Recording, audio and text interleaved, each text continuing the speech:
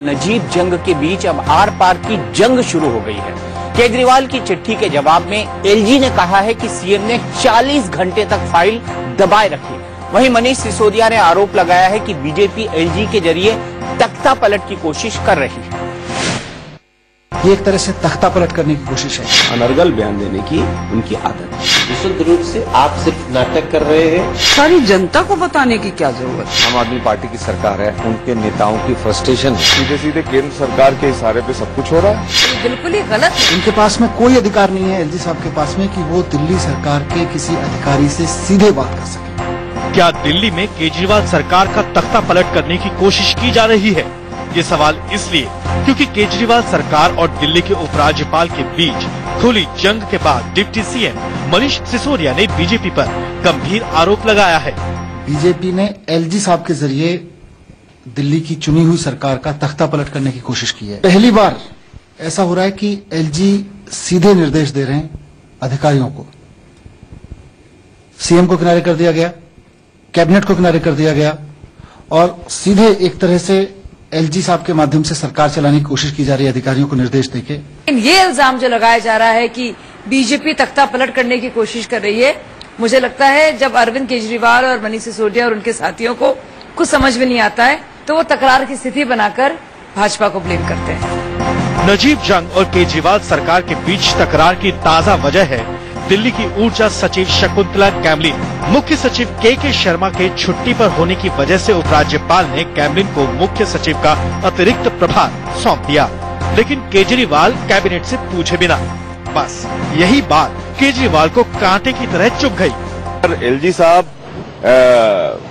ये चाहते हैं कि वो अपने मन से पूरी तरह से सरकार को चलाएंगे तो फिर ये समझा जाएगा कि सीधे सीधे केंद्र सरकार के इशारे पे सब कुछ हो रहा है। एलजी के फैसले से तिलमिलाए केजरीवाल ने तुरंत एक एडवाइजरी जारी कर शकुंतला कैमलिन से मुख्य सचिव का चार्ज नहीं लेने को कहा, लेकिन कैमलिन ने एलजी के आदेश को ज्यादा अहमियत दी।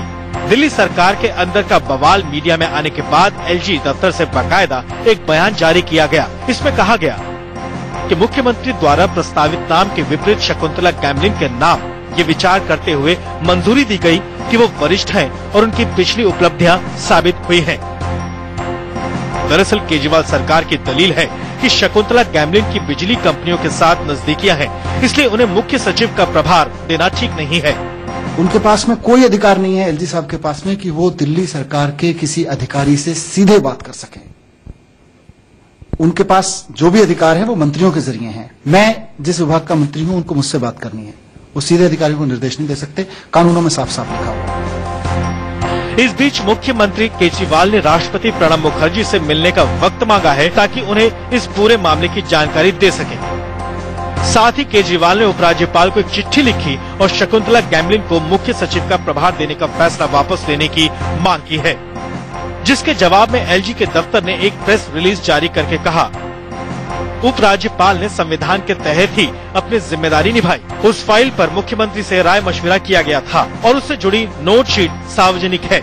मुख्यमंत्री की तरफ से 40 घंटे की देरी के चलते उपराज्यपाल के लिए आदेश जारी करना जरूरी हो गया। चीफ सेक्रेटरी का पद खाली नहीं रखा जा सकता था। शिवानी त्यागी के साथ राकेश कुमार सिंह, दिल्ली, इंडिया न्यूज।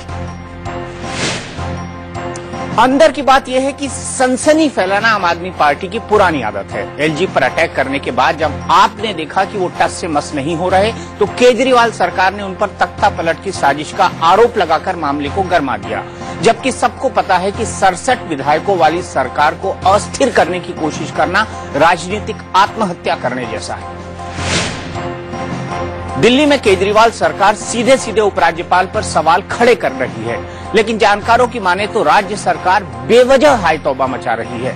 दिल्ली को पूर्ण राज्य का दर्जा नहीं है, लिहाजा कई अहम अधिकार एलजी के पास है। केजरीवाल सरकार गलतफहमी की शिकार है, ये हम नहीं कह रहे, ये दिल्ली के दो पूर्व मुख्य सचिव और संविधान विशेषज्ञ कह रहे हैं। उनके मुताबिक अरविंद केजरीवाल शायद समझ ही नहीं रहे कि दिल्ली राज्य है ही नहीं। कॉन्स्टिट्यूशनल पोजीशन ये है कि दिल्ली यूनियन टेरिटरी है।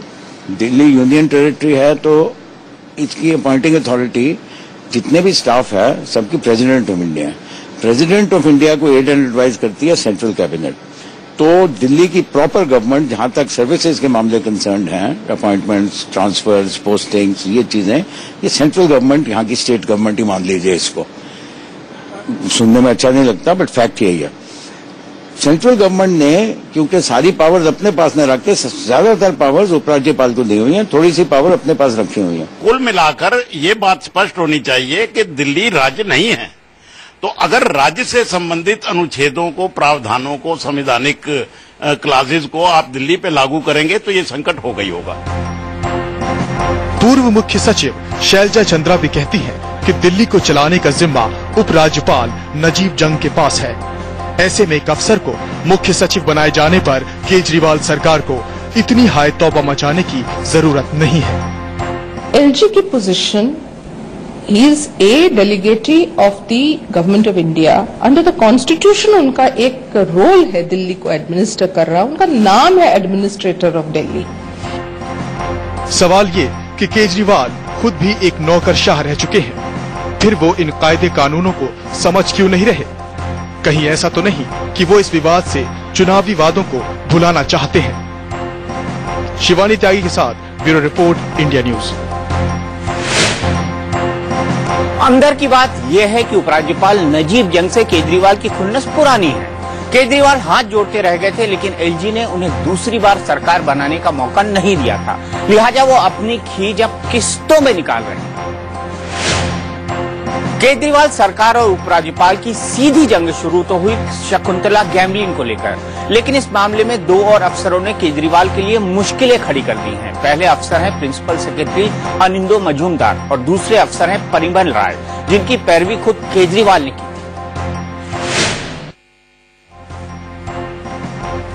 सरकार की नापसंदगी के बावजूद शकुंतला गैमलिन को चीफ सेक्रेटरी का अतिरिक्त प्रभार सौंपे जाने से केजरीवाल इतने नाराज थे कि उन्होंने दिल्ली सरकार के principal secretary services Anindo Majumdar को भी पद से हटाने का फरमान जारी कर दिया।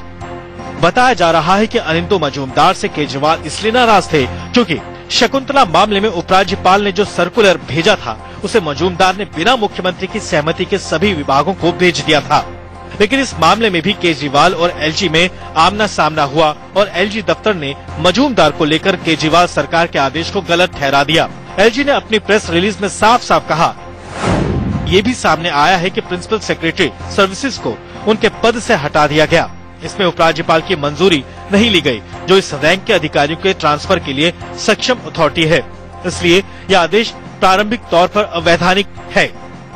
इसकी कोई आवश्यकता नहीं है, सिवाय इसके कि भैया एडमिनिस्ट्रेशन को कंफ्यूज करना, क्योंकि ऑफिसर्स के ऊपर इस तरह की बाधाएं जो कॉन्ट्ररी ऑर्डर्स हों उसमें मुश्किल हो जाती है। और सरकार का काम है अच्छी एडमिनिस्ट्रेशन चले, वो नहीं चल रही है। अहम बात यह है कि केजरीवाल शकुंतला गैमलिन की जगह जिस परिमल राय को कार्यवाहक चीफ सेक्रेटरी बनाना चाहते थे, अब उन्हीं परिमल राय ने इससे इनकार कर दिया है। सवाल यह है कि केजरीवाल अब क्या करेंगे? दिल्ली से शिवानी त्यागी के साथ ब्यूरो रिपोर्ट, इंडिया न्यूज। अंदर की बात यह है कि नजीब जंग एक सख्त प्रशासक हैं। वे यह साबित करना चाहते हैं कि वो खड़ाऊ एलजी नहीं है, इसीलिए जब तक कुर्सी पर रहेंगे अपनी धमक बनाए रखेंगे।